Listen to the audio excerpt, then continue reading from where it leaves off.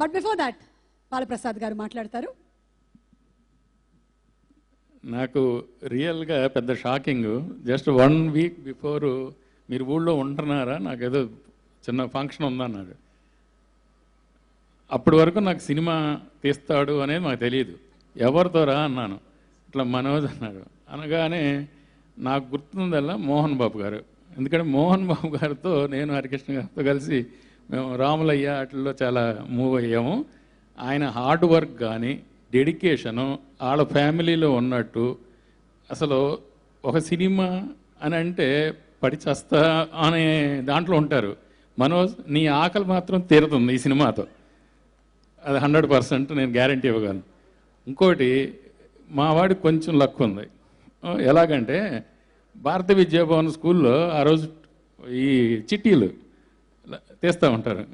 మిగతా మా వాళ్ళిద్దరికి రాలేదు, వీడికి మాత్రం లాటరీలో వచ్చింది. సో కాబట్టి ఈ సినిమాకి అది కూడా యాడ్ అని అనుకుంటున్నాను. All the best Manoj.